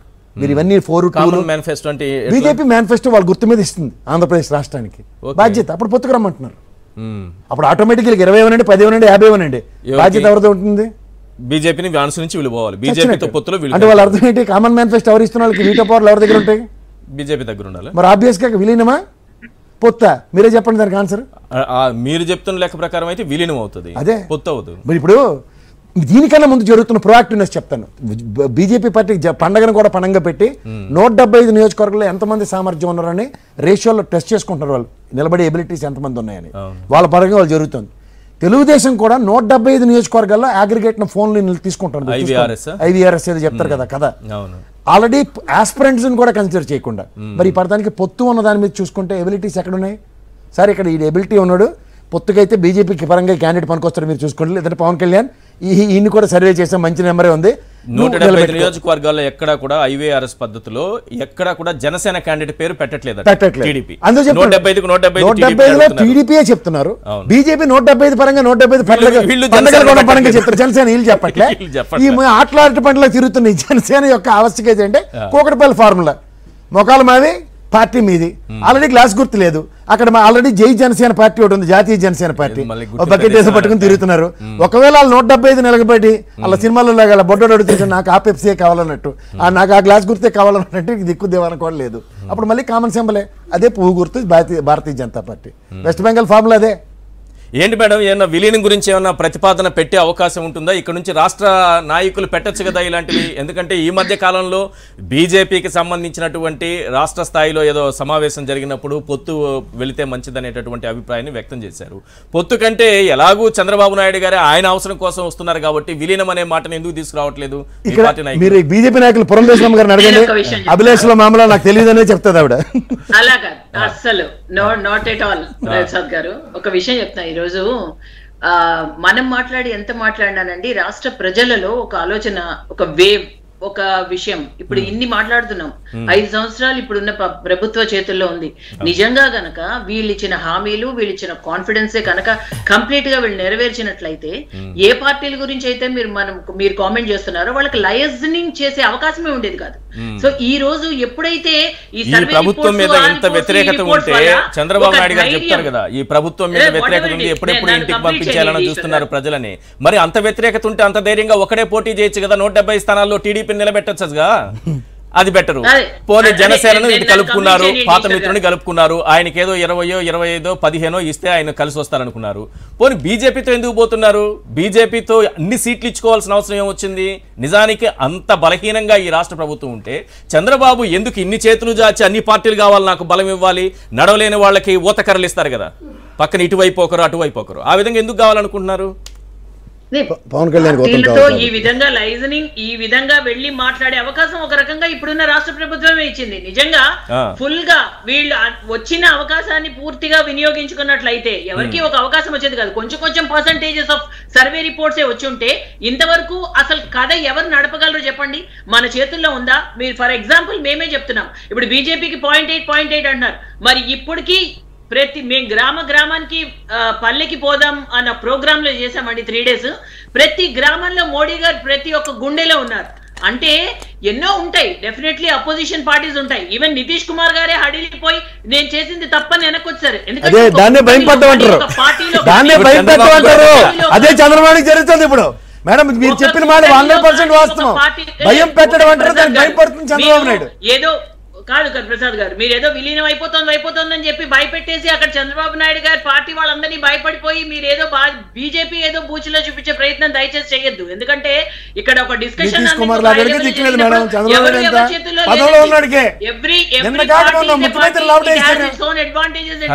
భయపడ్డం కాదు, అడిగితే మీకేమన్నా నష్టమా? ఇప్పుడు మన దగ్గరికి వచ్చినప్పుడు మన దగ్గరికి ఇప్పుడు సింపుల్ ఒక బిజినెస్ లో ఎట్లా ఉంటుందంటే మేడం, నేను ఒక వస్తువు అమ్మాలనుకున్నాను అనుకోండి, నా దగ్గర ఉన్న ఒక ప్రోడక్ట్ నేను నా దగ్గర ఉన్న దాన్ని ఒక దాన్ని అమ్మేయాలనుకుంటున్నాను అనుకోండి, కొనేవాడు తక్కువ కడుగుతాడు, వాడే అడుగుతున్నాడంటే నేను ఎక్కువ అడుగుతాను. ఇప్పుడు చంద్రబాబు నాయుడు గారే వచ్చారు మీ దగ్గరికి, నితీష్ కుమార్ గారిని కళ్ళ ముందు నిన్న ముఖ్యమంత్రిని మేము యాంటీ ఇన్కంబెన్సీని తట్టుకొని నిలబడ్డాం, మూడోసారి దిగ్విజయంగా మేము మళ్ళీ వస్తున్నాం విత్ ఇంకా హైయర్ మెజారిటీతో. మరి ఆ గట్స్ ఉంటే ఈ ఎవ్వరూ కూడా ఈ రకమైన వెళ్ళే ఇండి కూటమి కొన్ని 10లో ఒక 8, 9, 10 పైన పార్టీస్ కలవడానికి ట్రై చేశాయి. మొత్తం కూటమి ఎగ్జాంపుల్ చెప్పారు. ఆ ఇండియా కూటమి కాదు, ఆ ఇండియా కూటమికి ఏ రకంగా భయపడట్లేదో చంద్రబాబు నాయుడు కట్టే కూటమి కూడా అలాంటిదే. మీకు ఎలాంటి భయం లేదో చంద్రబాబు నాయుడు గారు కట్టే కూటమి కూడా వైఎస్ఆర్సీపీకి అలాంటి కూటమే. ఏం చెప్తారు మీరు మీదే ప్రాబ్లం అని అంటున్నారు రవిచంద్రారెడ్డి గారు. చిన్న సబ్మిషన్ ఒకటండి, మనము చేసే పని మీద చిత్తశుద్ధి ఉంటే కేంద్రంలో మేము ఎంత బలంగా ఉన్నామో రాష్ట్రంలో కూడా పార్టీస్ ఆ విధంగానే ముందుకెళ్ళచ్చు. ఇప్పుడు ప్రజలకు ఒక అవగాహన వచ్చింది, ఆలోచన వచ్చింది. భారతీయ జనతా పార్టీ నిర్దిష్టంగా ఈసారి ఒక మంచి శాతం పర్సెంటేజ్ ఆఫ్ ఓట్స్ ఆంధ్రప్రదేశ్ లో తీసుకొచ్చి చూపిస్తామని నేను చెప్తున్నాను ఈసారి ఎలక్షన్స్ లో. కమిట్మెంట్ చూడండి సార్, కమిట్మెంట్ చూడండి సార్. చెప్పండి మీరే చెప్పండి సార్. ఒక మాట చెప్పాలి ఈశ్వర్ గారు, ఎంత కమిటెడ్ గా ఉన్నారంటే సుహాసిని గారు, మీరు బీజేపీ నుంచి రిప్రజెంట్ చేస్తూ కూడా తెలుగుదేశం కోసం కూడా పనిగా బ్యాటింగ్ చేస్తున్నారు. ఎందుకంటే వాళ్ళ నుంచి విలీనం కాదని చెప్పి క్లారిఫికేషన్ ఇస్తున్నారు. అమిత్ షా గారి మైండ్ లో ఏముందో మీకు తెలిసిపోయిందేమో. లేకపోతే మేము ఈసారి మంచి పర్సంటేజ్ ఆఫ్ ఓట్లు సాధిస్తాం అంటున్నారు. ఈశ్వర్ గారు మీరు గమనించాలి దీన్ని. మేము మంచి నంబర్ ఆఫ్ సీట్స్ గెలుస్తాం అన్నట్లు ఆమె. అంటే గేమ్ చూడండి, ఇక్కడ ఆంధ్రప్రదేశ్ లో ఉన్న బీజేపీ నాయకులు ఎవ్వరు కూడా వాళ్ళ పార్టీ ఎదగాలని కోరుకోవట్లా, చంద్రబాబు నాయుడు గారిని ఎలా కాపాడాలి. అదే కారణం, ఈ కారణంతోనే ఆంధ్రప్రదేశ్ లో బీజేపీ దేశమంతా 10 సంవత్సరాలు పరిపాలించిన, అనేక రాష్ట్రాల్లో విస్తరించిన, ఆంధ్రప్రదేశ్ లో కమిట్మెంట్ లేకుండా ఉన్న ఇలాంటి నాయకులు అందరూ కూడా కలిసి చంద్రబాబు నాయుడు గారు బీజేపీ అంటే బాబు జోబిలో పార్టీగా మార్చేశారు. బీజేపీ అంటే ఆంధ్రప్రదేశ్ వరకు బాబు జోబిలో పార్టీ అయిపోయింది కాబట్టి ఇక్కడ అంగుళం కూడా పెరగల. అందుకే మేడం గారు అంటున్నారు మేము మంచి పర్సంటేజ్ ఆఫ్ ఓట్లు సాధిస్తాం, సీట్లు కాదు సార్, సీట్లు అన్నట్ల. చూడండి ఆ కమిట్మెంట్. ఒకటి, మీరు మీ క్వశ్చన్ పర్సంటేజ్ లో క్వశ్చన్ చేశారు, 0.8 అని మాట్లాడుతున్నారు. So my answer should be also in the name of percentage only. మీరు సీట్ల మాట మాట్లాడినప్పుడు మేము సీట్ మాట మాట్లాడతాం, సీట్లు ప్రస్తుతానికి ఏం లేవు కదా మాకు. సో మీరు ఎప్పుడైతే 0.8%, when you're talking in litres will talk in litres, when you talking kgs will talking kgs. మీరు ఏ ప్రాతిపదికన మాట్లాడారో దాన్ని బట్టి నేను మాట్లాడానండి, అంతే తప్ప దీని నుంచి నేను అదే ఫస్ట్ నుంచి చెప్తున్నాను, విపరీతార్థాలు దయచేసి తీయద్దు. ఇక్కడ మీకు సింపుల్ సొల్యూషన్ ఈశ్వర్ గారు, మీరు ఇందాక చెప్పారు చూడండి, ఓత 2 కర్రలు అన్నట్టు. బీజేపీ పార్టీకి గణనీయంగా ఓటు బ్యాంక్ పెరగాలంటే టీడీపీ ఉంటేనే జరుగుతుంది, లేకపోతే ఇంపాసిబుల్ టు నెక్స్ట్. కరెక్ట్, అదే కదా ఇప్పుడు. అందుకని ఏంటంటే కాదు సార్, మీరు చెప్పిన పాయింట్ 100% కరెక్ట్. ఇప్పుడు ఒంటరిగా వెళితే వాళ్ళు పెద్దగా సాధించేది ఏం లేదు. టీడీపీ లాంటి పార్టీతో పొత్తు పెట్టుకుంటే వాళ్ళకి కొంత లాభం ఉంటుంది. ఆ టీడీపీనే పొత్తు వీళ్ళు అడగకముందే వస్తోంది కాబట్టి, చంద్రబాబు అవసరాలు ఉన్నాయి కాబట్టి, ఆయన చుట్టూ కేసులు ఉన్నాయి కాబట్టి, ఇంకేదో ఇదే కొత్త పలుకో దేంట్లో ఏదో ఒక పలుకులో ఒకటి రాశారు, ఎన్నికల కమిషన్ని కొంత మేనేజ్ చేసే అవకాశం ఉంటుందంట బీజేపీతో పొత్తు పెట్టుకుంటే. ఎన్నికల కమిషన్ అనేది కేంద్ర ప్రభుత్వం చెప్పినట్టు ఆడుతుందనే వాళ్ళ ఉద్దేశం నాకు అర్థం కావట్లేదు. ఇంత దుర్మార్గమైన రాతలు రాస్తుంటే బీజేపీ నాయకులు ఏం చేస్తారో నాకు అర్థం కావట్లేదు. మీకు అర్థమవలసిన విషయం ఏంటంటే వాళ్ళు ఆల్రెడీ ఓటమి కారణాలు ఒక్క నిమిషం చెప్పండి సార్ రవిచంద్ర రెడ్డి గారు, చెప్పండి సార్. ఏం లేదు సార్, ఈరోజు కొత్త పలుకు గురించి ఏదైతే చెప్పారో ఆ కొత్త పలుకు గురించి ఒక మాట. పైన హెడ్లైన్ ఏమో మోడీ గారికి ఎదురేది అని రాశారు సార్. అవును, లోపలంతా బీజేపీ మీద విషం చిమ్మారు సార్. ఆ రాధాకృష్ణ లోపల మొత్తం విషయం చిమ్మడంతో పాటు రాయలసీమ నాయకులందరూ కూడా తెలుగుదేశం పార్టీ వారు పొత్తును వ్యతిరేకిస్తున్నారని రాశాడు.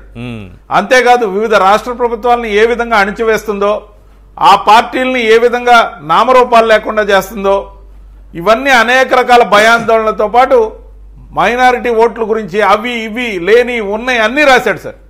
పైనేమో మోడీ గారికి ఎదురేది, అంటే లోపలన్నీ చదవడలే అనుకున్నారు. మేము ముఖ్యంగా మాకు శత్రు ఛానల్స్ లేకపోతే ఎల్లో మీడియాకి సంబంధించినవి కూడా చదువుతాం, ఎందుకంటే ఎంత విషయం చెబుతున్నారో ఏ కోణంలో చెబుతున్నారో మాకు తెలియాలి కాబట్టి. ఒకసారి దాన్ని విశ్లేషించి రేపు ఒకసారి మళ్ళీ డిబేట్ పెట్టాల్సిన అవసరం తప్పకుండా. రేపు మళ్ళీ ఒకసారి సపరేట్ గా డిబేట్ పెట్టాలి సార్ ఆ అంశం మీద. కొత్త పలుకొనే ఒక్కదాని మీద డిబేట్ పెడితే మోడీ గారికి ఎదురేది అని పైన హెడ్లైన్ పెట్టి ఎంత విషయం జిమ్మాడు అది వీళ్ళకి అర్థం కావాలి సార్, అది వీళ్ళకి అర్థం కావాలి. ఎందుకంటే ప్రతి మాటలో విషయం, ముఖ్యంగా బీజేపీ మీద చిమ్మిన విషయం మామూలుది కాదు. రైట్, రవిచంద్ర రెడ్డి గారు చాలా అమాయకంగా ఉన్నట్టుకున్నారు. వాళ్ళ వైస్ ప్రెసిడెంట్ స్థాయి కలిగిన వ్యక్తిగా వచ్చి మెట్టి దెబ్బలు కొడితే కూడా మళ్ళీ ఆ ఛానల్కి వెళ్తున్నారు వాళ్ళు. అంచేత వాళ్ళకి ఏదో కనువిప్పు కార్యక్రమం గురించి వాళ్ళకి చెప్పులేసినా కానీ రోషం రావట్లేదు సార్. వాళ్ళు మీకు ఇది ఎక్కడ సిద్ధాంతం మాకు తెలియదు. ఇక్కడ ఒక విషయం అండి, పొత్తు అనివార్యం అన్నది ఎవరు భ్రమిస్తున్నారంటే పొత్తు అనివార్యం అని తెలుగుదేశం మాత్రం భ్రమిస్తుంది. ఎందుకంటే మీరు ఇందాక చెప్పారు చూడండి, they are already finding excuses, ఓటమిని ఇండైరెక్ట్ గా యాక్సెప్ట్ చేస్తూనే ఎలక్షన్ కమిషన్ ప్రభావం. రెండు విషయాలు ఇవాళ నేను మాధ్యమాల్లో చూసిన అంశాలతోనే చెప్తాను. ఒకటి, 2014లో వీళ్ళిద్దరూ కలిస్తే అడ్వాంటేజే గెలుపుకు ఉపయోగపడుతుందని చెప్తున్నారు. కానీ 2014 కన్నా 2019లో థమ్మింగ్ మెజారిటీ బీజేపీ పార్టీకి వచ్చింది. అప్పుడు తెలుగుదేశం కానీ ఎవరు లేరు, ఇంక్లూడింగ్ జనసేన కూడా లేదు. సో ఇక్కడ తెలుగుదేశం పార్టీ పొత్తుకెళ్తే గెలిచేస్తుందన్న అపోహ వాళ్ళు అనవసరంగా తీసుకుంటున్నారు.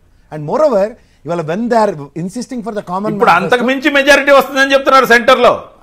అది చెప్తున్నాను, కలవకపోతేనే ఎక్కువ వస్తుంది వాళ్ళకి. ప్రతిసారి అది గమనించుకోమనండి. ఇక్కడ ఏంటంటే ఇక్కడ ఉన్న నాయకుల్ని పరిరక్షించడానికి, ముఖ్యంగా పారాచూట్ బ్యాచ్ గల్ని ఎంటర్టైన్ చేయడానికి మాత్రమే బీజేపీ పొత్తు చూస్తుంది తప్ప నిజంగా చిత్తశుద్ధి కలిగిన ఆర్ఎస్ఎస్ బ్యాక్గ్రౌండ్ ఉన్న ఏ బీజేపీ నాయకుడు ఇవాళ తెలుగుదేశంతో పొత్తు కోసం అరువులు చాచట్లే.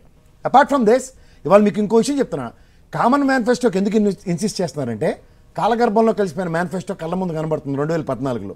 దాని అపవాదంతా తెలుసో తెలియకో బీజేపీ పార్టీ మోయవలసి వస్తుంది. సో ఎందుకంటే 2014లో కోalition లో ఉన్నారు కాబట్టి. సో దాని నుంచి get rid of the nonsense, better give our manifesto from our end. మీ దగ్గర ఇచ్చే ఉంటుంది అలా ఆడపిల్లలకు 1500 ఉచిత బస్సు, ఈ తెలంగాణ కర్ణాటకలో ఏర్పడిన కాపీ కుట్ర తెచ్చినవే కదా పాయింట్లు. అందుకని రాష్ట్ర ప్రయోజనాల పరిరక్షణకి ఉదాహరణకి విలీనం చేసి వెళ్తే అట్లీస్ట్ పోలవరం అలాంటి వాటి మీద చిత్తశుద్ధిని ప్రకటిస్తుంది. దానివల్ల రాష్ట్రానికి పని చేస్తే విలీనం అడగడం వల్ల చాలా ప్రయోజనాలు ఉంటాయి. మీకు 2014 నాటి మేనిఫెస్టోలో ఒక్కటి కూడా నెరవేర్చలేదు, అడ్డంగా దొరికిపోతున్నారు, చూస్తున్నారు కదా. రేపు మీరే కామన్ మేనిఫెస్టో పెట్టి ముందుకెళ్తే ప్రజలు కాస్తైనా విశ్వసించే అవకాశం ఉంటుంది కదా. ఒకటి ఇక్కడ 2 వర్షన్స్ ఉన్నాయి. ఏదో ఒక వర్షన్ స్టాండ్ అయితే బాగుంటుంది. ఒకటేంటంటున్నారంటే టీడీపీ ఇలా పొత్తులోకి రావడానికి ట్రై చేస్తుంది, అలాంటి వాళ్ళని మీరు ఎలా యాక్సెప్ట్ చేస్తున్నారు అని ఒక సైడ్ వర్షన్ వస్తుంది. ఇంకో పక్కన ఏమంటున్నారు, భారతీయ జనతా పార్టీ టీడీపీని పూర్తిగా మింగేసే ప్రయత్నం చేస్తోంది అంటున్నారు. అంటే ఒక పక్కన బీజేపీని చాలా హై లెవెల్లో చూపిస్తున్నారు, ఇంకో పక్కన ఎందుకు మేడం మీరు టీడీపీతో మీరు ట్రై చేస్తున్నారు అని అంటున్నారు. ఇవన్నీ ఈ రాష్ట్రంలో ఇలా నచ్చినట్టుగా మీకు మీరు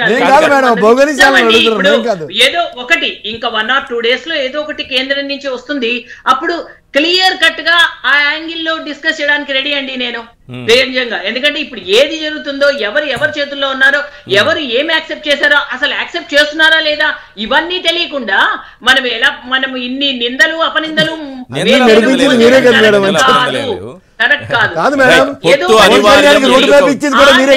మీద ఒక పర్టికులర్ డెసిషన్ అనేది కేంద్రం నుంచి వచ్చాక I'm ready for total discussion with you అండి.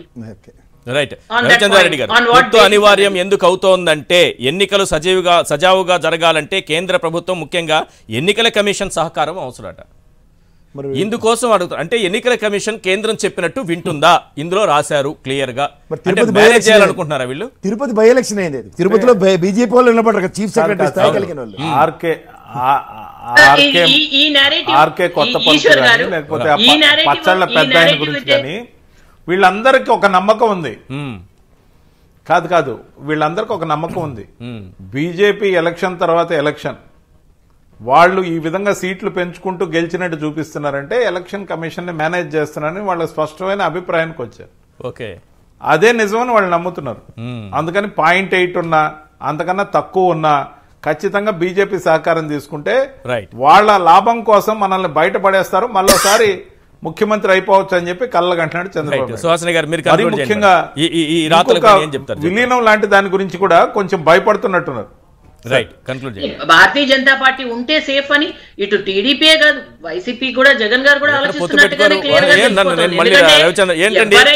సింగిల్ అన్నారు, మళ్ళీ బీజేపీతో పొత్తు అంటే పెట్టుకుంటారా మీరు? కాదనుకునేది ఎవరు చెప్పండి? మేము కాదు మేము వద్దనుకునేది అడుగుతాను. అది సమాధానం కాదు. అంటే నేను ఇవ్వచ్చా ఆన్సర్? ఒక్క మాట సార్, వైసీపీ ఒకే పార్టీగా పోటీ చేస్తుంది, ఒక్క జెండాతో, మా జెండాతో, ప్రజల అజెండాతో పోటీ చేస్తుంది. దీంట్లో ఎటువంటి రెండో ఆలోచన లేదు. మేము పొత్తులకు వ్యతిరేకం కాబట్టి ఖచ్చితంగా మిగతా పార్టీలతో కలగోర కప్పు కోసం బీజేపీ కూడా ఒక అడుగు ముందుకేస్తున్నట్టు కనపడుతుంది.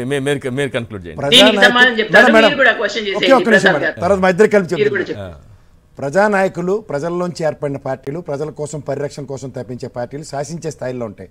రాజ్యసభలో 11కి 11 ఎవరు అవసరం ఏముందో ఇప్పటిదాకా ఈ 10 సంవత్సరాలు మీ బీజేపీ ప్రస్థానంలో, ఎన్డీఏ ప్రస్థానంలో ఫ్లోర్ మేనేజ్మెంట్ రాజ్యసభ.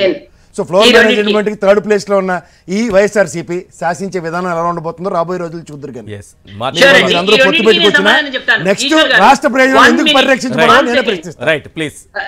ఒకటండి, రవిచంద్రారెడ్డి గారు అడిగిన దానికి ఏంటంటే, నిజంగా మేము ఒక్కళ్ళే వెళ్తాం, సింగిల్ గా వెళ్తాం, మీరు సింగిల్ గానే వెళ్ళాలండి, మీతో కలవడానికి ఎవరు సిద్ధంగా లేరు. మీ దానికి సమాధానం ప్రసాద్ గారు చెప్పింది, ప్రసాద్ గారు చెప్పిన దానికి చెప్తున్నారు. కలుపుకుంటే కదా, కలుపుకుంటే కదా, కలుపుకోం కదా, స్థాయిలోనే నిజంగా స్థాయిలో ఉంటే లేదు, నిజంగా శాసించే స్థాయిలోనే ఉంటే ఎవరు జరిపినా మీరు ఇక్కడ కూర్చుని భయపడరు, దానిపైన ఒక కంగారు పడే అవకాశం మీకు లేదు. సో రాష్ట్రానికి చేసినటువంటి దేని గురించి ఈ ద్రోహం ప్రజలకు చెప్పాల్సిన అవసరం ఉందా లేదా? ఈ అన్యాయం ప్రజలకు చెప్పాల్సిన అవసరం ఉందా లేదా? ఈ మోసం ప్రజలకు చెప్పాల్సిన అవసరం ఉందా లేదా? ఇందులో మీరు భాగస్వామిలో ఉన్నా కాదా? ఇది కదా మేడం, మీరు ముగ్గురు కలిసి ద్రోహాన్ని ప్రజలకు చెప్పాలి. ఒక్కటైనా నెరవేర్చారనేది ప్రజలకు చెప్పాలి కదా. Thank you ma'am. అండి, ఇప్పుడు గతంలో ఏవైతే హామీలు ఇచ్చి ఎవరెవరు నెరవేర్చకపోయినా ప్రతిదీ ఆ విషయాన్ని ప్రజల దగ్గరికి వెళ్ళాలి, అడగాలి.